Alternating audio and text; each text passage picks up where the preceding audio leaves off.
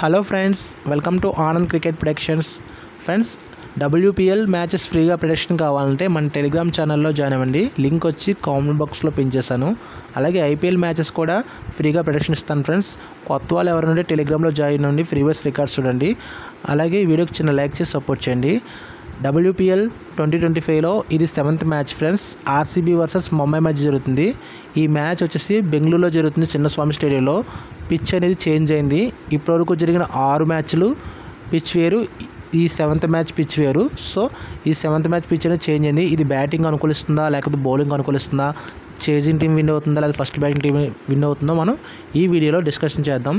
Previous 6 matches chasing teams win అయినాయి friends. So ఈ match కూడా చేజింగ్ టీం విన్ అయ్యే ఛాన్స్ ఎక్కువ ఉన్నాయి. ఎందుకు చెప్తున్నానంటే ఇది చాలా అంటే చాలా small ground and batting pitch కూడా. సో ఇప్పటికు ఈ గ్రౌండ్ రికార్డ్స్ ఏం చెప్తుందంటే సెకండ్ బ్యాటింగ్ విన్ అయ్యే వాళ్ళని ఎక్కువ టైమ్స్ విన్ అయ్యి చూపిస్తుంది.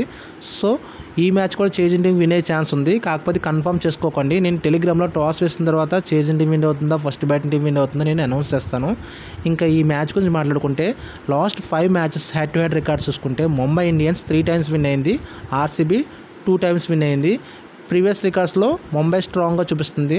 ప్రజెంట్ రికార్డ్స్ చూసుకుంటే కనుక RCB 2 మ్యాచెస్ 2 విన్ అయ్యి టేబుల్ టాపర్గా ఉంది. అలా ముంబై చూసుకుంటే 1 మ్యాచ్ విన్ అయింది, 1 మ్యాచ్ లాస్ అయింది. ముఖ్యంగా ఢిల్లీతో లాస్ అయింది, గుజరాత్తో విన్ అయింది. ముంబై అనేది 50-50 ఛాన్సెస్గా ఉంది. కాకపోతే RCB పెర్ఫార్మెన్స్ అనేది 100% ఉంది. బ్యాటింగ్ అండ్ బౌలింగ్ అని కంపేర్ చేసుకుంటే రెండు టీమ్స్ చాలా అంటే చాలా స్ట్రాంగ్ ఉన్నాయి. ముఖ్యంగా బ్యాటింగ్ బౌలింగ్లో చూసుకుంటే 50% ముంబైకి ఛాన్స్ ఉంది, 50% RCBకి ఛాన్స్ ఉంది.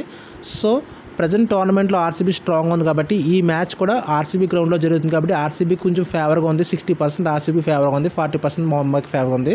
ఇది ఫైనల్ విన్నర్ కాదు ఫ్రెండ్స్. టాస్ వేసిన తర్వాత పిచ్ కండిషన్ బట్టి నేను అన్ని అనాలిసిస్ చేసి ఫైనల్ విన్నర్ టెలిగ్రామ్లో అనౌన్స్ చేస్తాను. అప్పటి వరకు వెయిట్ చేయండి. అలాగే ఈరోజు India versus Bangladesh one day match ఉంది కదా.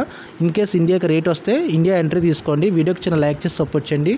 Thank you for support. Please share my videos.